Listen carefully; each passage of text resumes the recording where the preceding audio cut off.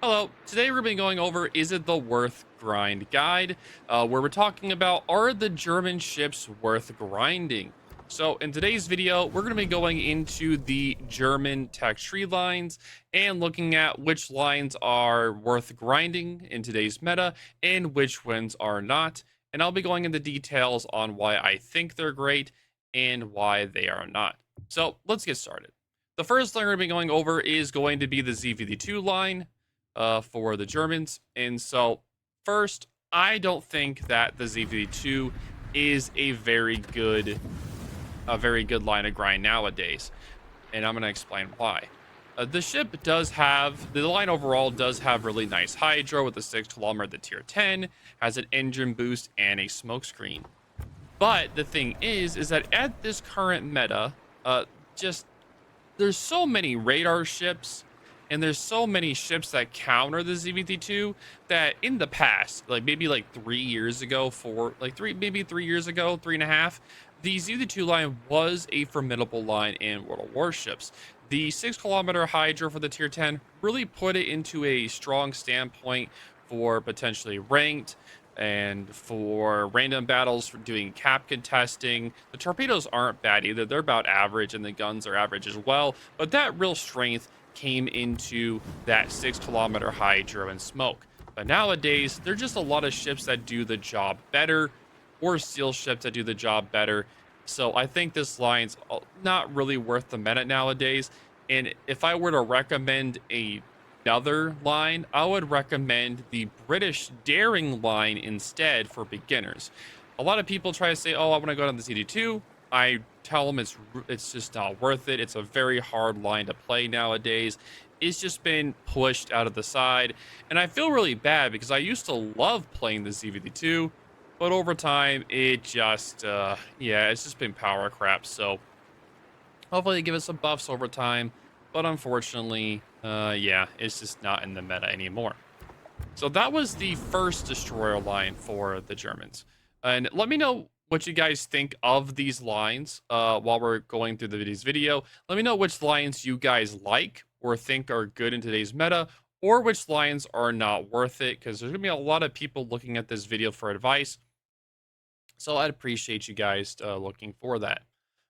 So, since we're on the topic of destroyers, let's talk about the second destroyer line of the Germans, the Elbing line. So, the Elbing line starts at the same place as the ZV2 at the split and goes down here. So, what makes the Elbing line now, I think the Elbing line is a great destroyer line to grind and play, and I'm going to explain why. The ship is a pretty funny destroyer to play that can farm citadels on broadside cruisers and do massive damage. So the Elbing has 150 millimeter guns. You get 6 of them, and these things are legit laser pointers. They get improved ricochet angles as well as very strong pen. These things pack a massive punch onto cruisers, destroyers, battleships, you name it. That AP does a massive amount of damage. Now, the HE on the thing isn't as strong as the AP, so you are going to suffer a little bit when fighting destroyers. And with that legendary mod that they added for it too, it makes this thing a fully operational gunboat Death Star. And if you see a broadside cruiser, you can citadel it and just absolutely death strike. It's do massive damage. It's a lot of fun to play and really memey. So I really enjoy the Elbing a lot more than this VD2. It's a lot of fun to play, very memey, just a really fun ship to play in a meme. And a lot of people don't see that many Elbings at all that much anymore. So you can really throw people off. And you can do massive damage to battleships as well, like 7, 8K salvos if they're broadside, or even if they're angled, if you hit them in the upper deck. Like, this thing just is a damage farming machine. It's just so good. So I'd recommend the Elbing for the German tech trees. So moving on from that, let's talk about the cruiser line, and not the cruiser line that's in the testing. I'll have to do a future video on this line in particular. But so far, I'll just say something briefly. This line so far that's in testing is looking pretty good. I'm pretty excited for this line, so I can't wait for it to come out. But let's talk about the Hindenburg line. Now, this line is one of the oldest lines in the game. It's been around for a pretty long time. So let's talk about it. I think the Hindenburg is a great beginner line. Very easy to learn kiting ship. Overall, just a really good line overall. The only tough spot in the Rune line, sorry, in the Hindenburg line would particular be the Rune, and that would be due to the fact that it has only 3 turrets, where 2 at the rear and 1 in the front. So you have to learn not to use that front turret that much because of how bad the gun angles are. And if you try to shoot this gun off a lot and you're not careful, you're gonna get death struck by sewing too much side. So it's a lot of times it's better just to use the rear guns and use the front gun only occasionally. So like if a battleship shoots, then you can do like 2 salvos with the HE, and then you turn yourself back, angle yourself, do some wiggles while you shoot the rear guns, and then he shoots again, and you repeat the process and rinse and repeat. But so it's a very good line to teach beginners about the basics of how to do kiting, and I think it's overall really good ship. Now, a little bit about the line. The Hindenburg line does have a hydro, a spotter plane, and a heel. The HE on this thing is very strong with 51 millimeter HE pen, which is massive, and the AP is not a slouch either. It's also very decent as well. I did forget to mention that on the Elbing line, it has a smoke, engine boost, and DFAA. So I did forget to mention that. But back to the Hindenburg. But overall, this is a very strong line, having that 6 kilometer hydro heel spotter plane. It's just overall just an amazing ship. It is one of the only cruisers I build range mod for, and it's because if you don't build into range mod, it sits at like 18 something. It's like really in a really bad spot for like range. So you have to build range. If you don't, you're gonna suffer. So it's really nice to get that range in there to help you out, because if you sit closer, you're gonna be in a lot of pain or just get outranged by other cruisers. But overall, I really like the Hindenburg. Definitely recommended on this list. Moving on, let's start talking about the 2 battleship lines. The Preussen line, the Preussen, and then the Schlieffen line. So let's talk about the Preussen line first. Do I recommend the Preussen? No. No, I do not. No. At this point, nothing really stands out about the line besides, the Bismarck. So for historical reasons. But other than that, it's pretty much just a giant farmable battleship. Like, people see a Hanover not a Hanover, they see a Preussen and they think damage. Because you get all that HP and you're able just to get farmed for days with that massive superstructure. And you're just gonna take damage all day. I don't think the ship is worth it. Nowadays, you'll have to build it for main guns and not for secondaries. You try taking this thing with secondaries, it's not going to go very well. If you're going to take a secondary battleship line for the Germans, just take the Schlieffen line. It's 1,000 times better. You do get the Hanover, though, but it's kind of been, like, the Hanover, like, all the secondary lines has kind of been, the older ones have been kind of power crept by the new Libertad line. So I don't think this ship is really worth it that much anymore. But I know some people may like this line, and you can let me know in the comments if you do. But overall, I don't really like the line anymore. It used to be really good back when the GK was in there, like maybe 3.5, 4 years ago. But over time, the line's just been power crept, and it's just not as relevant as it used to be. So I do not recommend this line grinding it. Now, the other battleship line, the Schlieffen line, oh ho ho ho. Yeah, I definitely recommend this line. I would say, though, it's only with the high level commander, as in a high skill level commander, so you can make use of the secondaries properly. And it's really good in ranked PvE. She just does well in all scenarios. operations, asymmetrical battles, co-op, ranked. She does really well. In randoms, it can be a little bit of a pain with CVs and subs, but if you play your cards right, you can do really well to the ship as well. But let me talk a little bit why I would recommend this line. So this line, you get a very strong secondaries with 12.5 kilometers. Secondaries, and they have 32 millimeter of HE pen. So they're able to pen bowing cruisers, battleships alike, and it just does massive damage as well. And yeah, they're just absolutely bangers. The guns also are 420 millimeter guns, and you do get 8 of them, so they're really nice as well. The torpedoes, you get 8 torpedoes per side with a 13.5 kilometer range, and they are 50 knots. They're not the quickest torpedoes, but with that 13.5 kilometer range, as you're kiting away, shooting them, having your secondaries going off, you can launch those torpedoes and kind of release and forget. And sooner or later, the enemy is going to go by them or near them, and they may hit them as they're pushing towards you. Or in a drive-by scenario where you're driving by an enemy, you can also use those torpedoes to absolutely nuke the enemy target that is near you. The ship is also very maneuver as well, very fast for a tier 10 battleship, and also has a very nice concealment of 12.6 kilometers. So you have a 12.6 kilometers and a 12.5 kilometer secondaries, which makes this ship a 0.1 secondary difference between the concealment. So pretty much the moment you're spotted by something, you're going to be able to hit it with secondaries if it's spotted, which is amazing.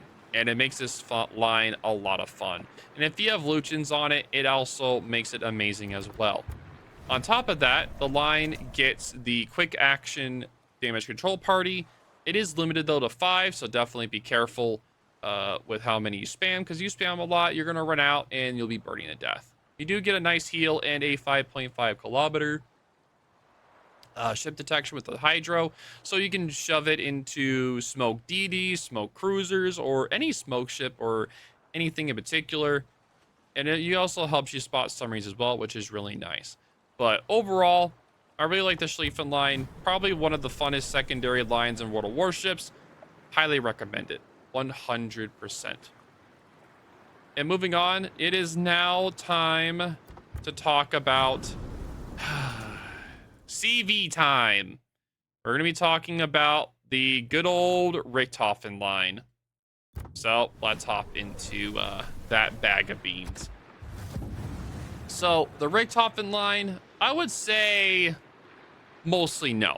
And only if you're like an experienced CV player, and because it can deal AP bombs. Like, it does have AP dive bombers, but you have to deal with those RNG on them. Because back in the day when this line first came out, the AP dive bombers on this thing were absolute monsters. They were feared by all, and nobody liked dealing with them at all. And then the nerf came in, and after that, the line never recovered. And the nerfs to the rockets also came in as well. As in, like, the rocket change that happened that made it where it was like an instant drop for the rockets instead of that few second queue. It made it where the rockets were very, very strong, like citadeling everything left and right to, and not as much. The rockets still do citadel with their AP rockets. They still do that, and the torpedoes are very quick, and they're really good at hitting destroyers with those rockets. Sorry, with the torpedoes. But, oh, also, with the new secondary change that's coming to aircraft carriers, as you can tell, the German CVs are the most heavily armored aircraft carriers in the game, and they also have the best secondaries on them. So when that new CV secondary rework comes in, and by the time you watch this video, it may already be in, you could also, you know, meme a little bit with those secondaries and have yourself a good old time with that. Because let's just say you're just by an island or somewhere and the destroyer tries to rush you. You can then just kill them with your secondaries. Now, you may die in the process, but you'll be able to take him out with you instead of it just being, oh, he kills you and then you don't kill him at all. So really nice in that regard. But that is it for the Richtofen. Moving on from the Richtofen, it is time to talk about the final piece of the German tech tree, the submarine line. So let's hop into that. I will say, if you're interested in playing submarines, I'd say it's worth it. The German submarines are very strong at hunting other submarines due to their 9-kilometer submarine surveillance. The reserve battery, and it has a very long underwater time, so you can be underwater for a very, very long time. Hydrophone is very useful in the damage control party's quick action with a fast cooldown, so it's also nice as well. Now, the torpedoes on this ship, it will reload all the torpedoes at once. So if you use one torpedo, it'll start reloading it, and then it'll keep reloading all of them as you're going through it. So it's not the same as like the Americans where it only loads 2 torpedoes at a time. This loads all of them at the same time. And for the tier 10, it is 6 torpedoes at the front. Now for the lower tiers, it has torpedoes at the front and the aft, but only for the U-25, it is only at the front. And that torpedo reload is insanely quick, a 51-second reload. And these torpedoes, the homing torpedoes, have a range of 14 kilometers, by the way, and the non-homing have an 8-kilometer. So let's just put this way. You have a 51-second reload on your torpedoes, and you have 6 loaders. If you time it right, you can get about every 8.5, 9 seconds. If you'd launch 1 torpedo at a time, every 9 seconds, you can launch 1 torpedo every 9 seconds, or you can do it all in one big volley, right? So it is just a torpedo launching machine, and you can just keep the torpedoes going over and over and over and over again as you ping your target, or you're just launching them. It's just a farming machine. And the U-25 is definitely one of the best lines in World of Warships for submarines, even though I do hate to say that. Even though I would say the Balea line's better just because it has the front and the aft torpedoes. But yeah, that's it overall. But yeah, to go back on the Preussen, because I did kind of forget to talk about it a little bit. For the line, it does have 6-kilometer. It does have 6-kilometer hydro, where the Schlieffen has a 5.5. And it's also a lot more heavily armored than the Schlieffen, but at the same time, it's still just very easily farmable as a battleship. They're massive, very easy to be farmed, unfortunately. For the ship itself, it does come with a heel, a spotter plane, or a fighter, or the 6-kilometer hydro. The Hanover does come with a 7-kilometer hydro, which is very, very, very useful, by the way. That 7-kilometer hydro on the Hanover is actually really good. I still don't recommend grinding the line, but if you ever want to get a super ship with that 7-kilometer hydro, it can definitely be Mimi.